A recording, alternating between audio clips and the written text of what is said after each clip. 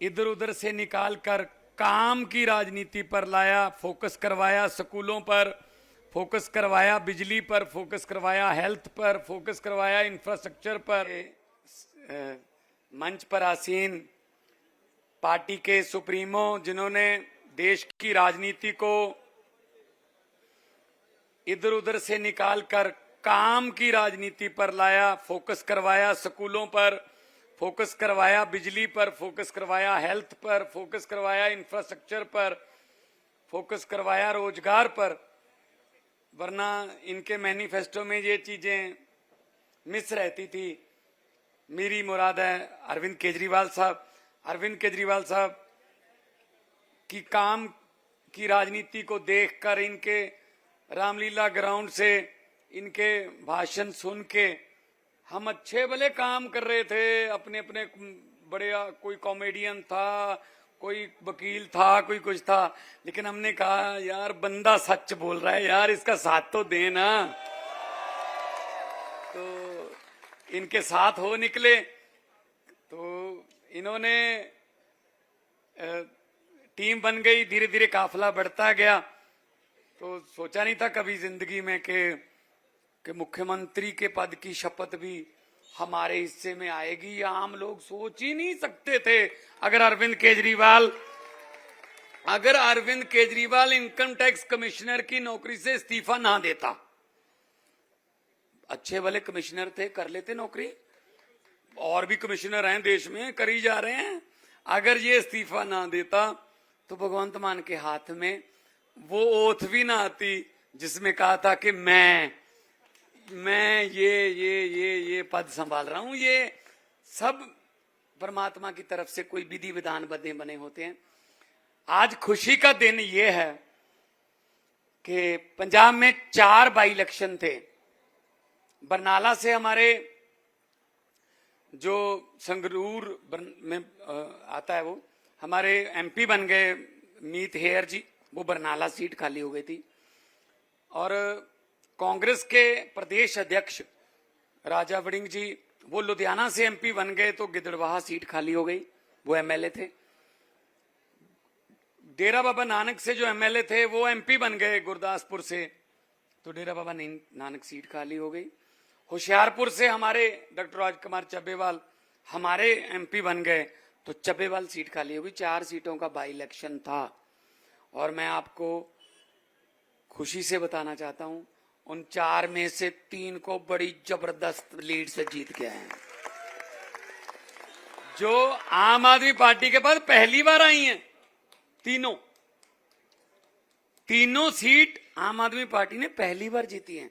वो 22 में इतनी आंधी चल रही थी, तब भी नहीं आई थी, अब आ गई, क्योंकि लोगों को कामों का पता चल गया, लोगों को अरविंद केजरीवाल के, लोगों को दिल्ली सरकार के, पंजाब सरकार के काम का करने का पता चल गया कि कैसे काम करते हैं। तो प्रदेश अध्यक्ष की पत्नी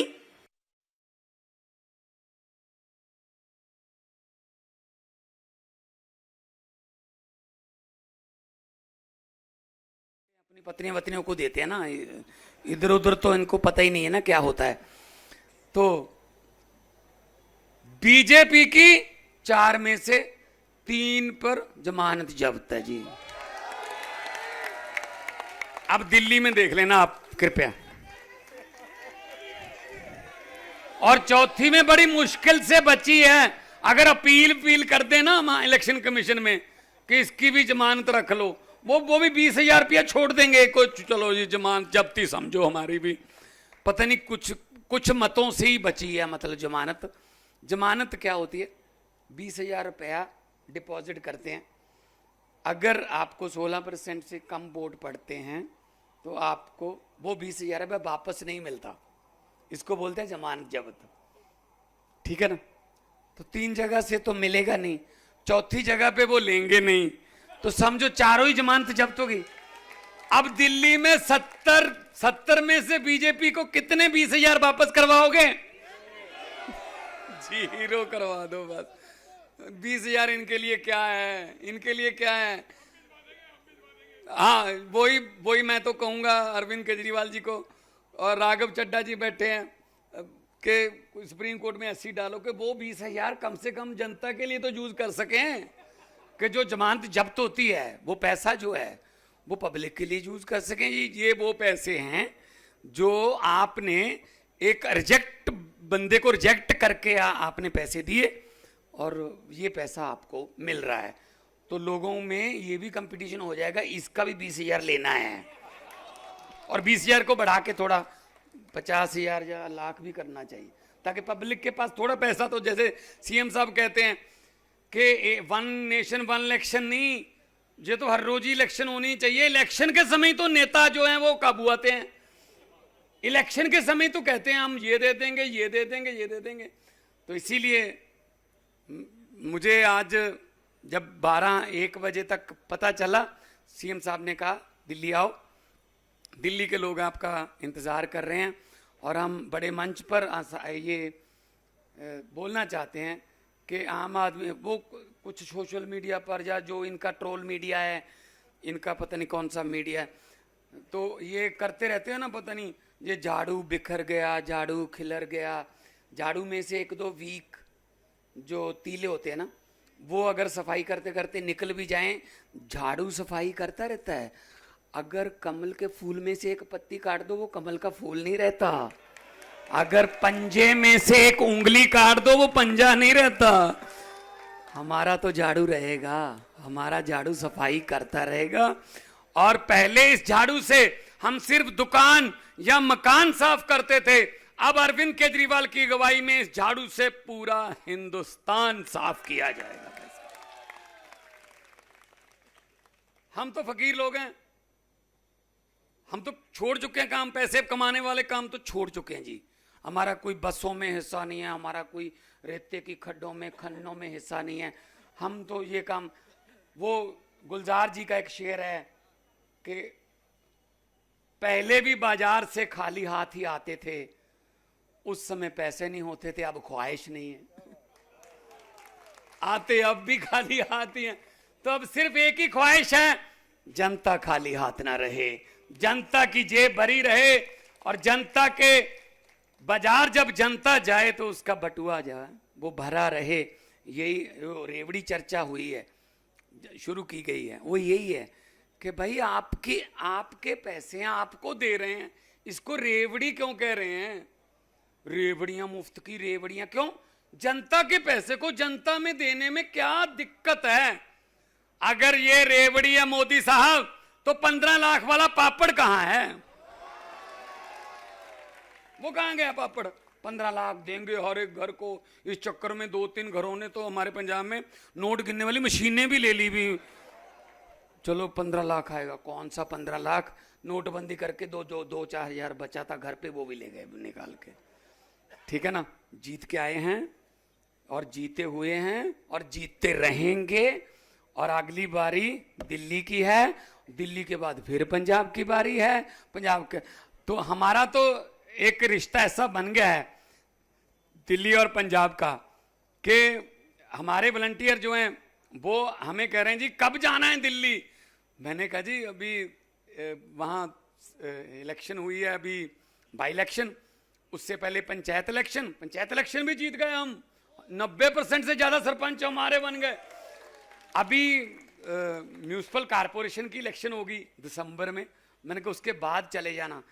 इतने ज़्यादा, मतलब मैं कहूँ जिसको पंजाबी में बोलते हैं, इतने ज़्यादा वो काले हैं, जल्दबाजी में है कि हमें दिल्ली भेजो, जल्दी दिल्ली भेजो जी, जनवरी आ रही है, बस जनवरी फरवरी में हम दिल्ली में सरकार बनानी है। और आप भी एक वादा करो कि अरविंद केजरीवाल देश के इतिहास में ऐसा बंदा 2 बार जिसने सीएम का पद छोड़ दिया, 2 बार, वरना शमशान घाट की कमेटी का प्रधान बना दो भाई साहब, वो नहीं छोड़ता। 2 बार दिल्ली का पद छोड़ दिया, इस्तीफा दे दिया। लोग जब दोबारा बनाएंगे तब बनूंगा, नहीं तो बनूंगा नहीं। इसके लिए तो जिगरा चाहिए ना, इसके लिए जिगरा चाहिए, इसके लिए जिगरा चाहिए, और जिगरा हमारे नेता के पास है। इसीलिए अगर वो कहते हैं ना कि लड़ती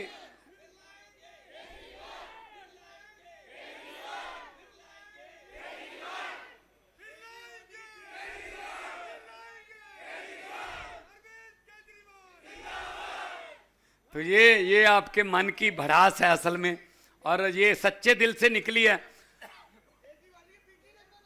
बिल्कुल नहीं, बिल्कुल नहीं। देखो फर्क कितना होता है, जब 2020 में इलेक्शन हो रहे थे दिल्ली के, तो रामलीला ग्राउंड में प्रधानमंत्री मोदी जी ने एक बहुत बड़ी सभा की। मैं भी यहीं था, प्रचार कर रहा था, आपके मोहल्लों में भी मैं आया था, अभी भी आऊँगा। तो केजरीवाल साहब के साथ मैं बैठ के देख रहा था लाइव, बहुत रश था। अचानक से नारे लगने लगे, तो मैंने अरविंद जी को कहा, जी शपथ लेने की तैयारी करो, आप मुख्यमंत्री बन जाओगे। तो इन्होंने कहा, भगवंत आपको कैसे पता? मैंने कहा, जी नारे सुनकर पता चल गया। कहते नारे तो ठीक लग रहे हैं यार, रश भी बहुत है। मैंने कहा, सर रश बहुत है, नारे ठीक नहीं लग रहे। कहते कैसे? मैंने कहा, जी देखो तो सही, नारे लगाने से पता चल जाता है कि आप कैसे हो, आपका मूड कैसा है। स्टेज पर नारा लग रहा था हर हर मोदी, और लोग कह रहे थे हर हर मोदी। मैंने कहा, सर हाथ ऊपर जा रहा है, गर्दन नीचे जा रही है, ये दिहाड़ी पर आए हैं, ये वोट नहीं डालेंगे। वही काम हो गया भाई साहब।